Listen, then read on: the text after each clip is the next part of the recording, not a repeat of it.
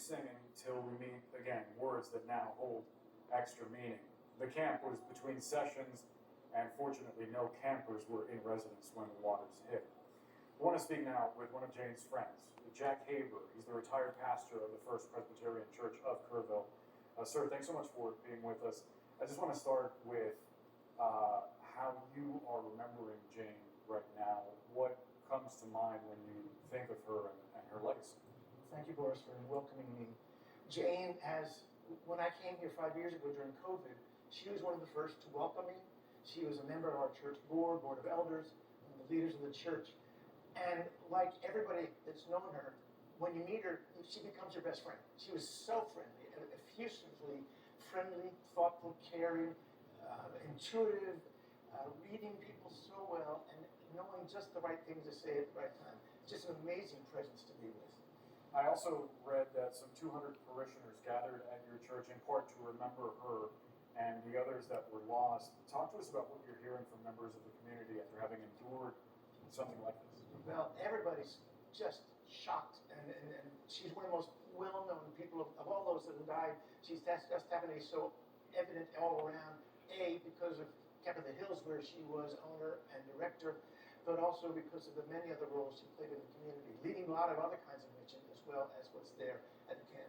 But talk to us about that. Well, 19 years ago, some folks down in Guatemala had an incredibly awful flooding experience. Ironically, they caused psychologists from the U.S. to go over there and begin to work in the southeast part of the country.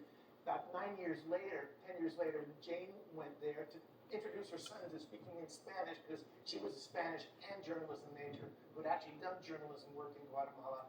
Well, he went only 1 year, but she fell in love with the people in this little town of Guayabalas, and helped them begin to rebuild, and has been back every year since, raising the money to do that, getting other people to volunteer to do that. And so she's had such a position outside this community as well as within it. That is so remarkable to hear about her efforts there. I wonder, as you see the news that at least 119 have perished, that it's possible that more than 160 remain missing, what your message is to the community at a time like this. Well, the obvious thing is tie a knot and hang on especially to one another. This is a time of bonding, coming together with others.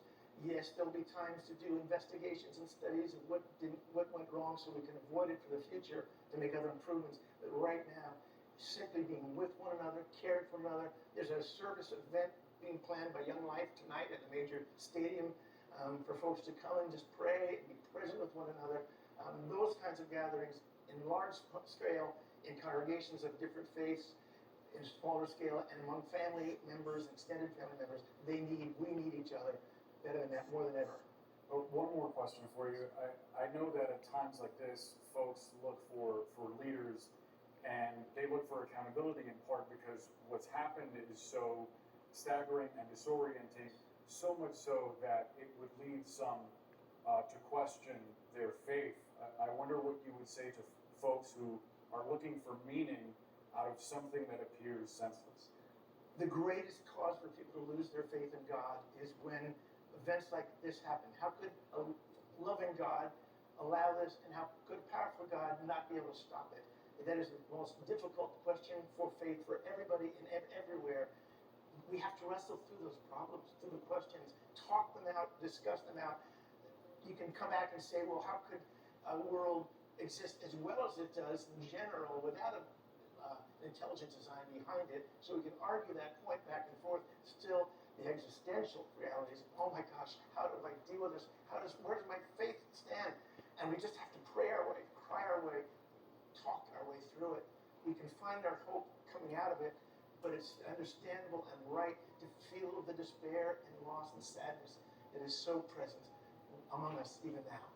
Jack Haber, so great to get your perspective. Thank you so much for joining us. Appreciate it. Thank you.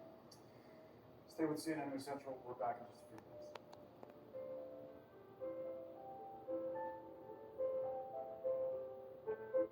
This Prime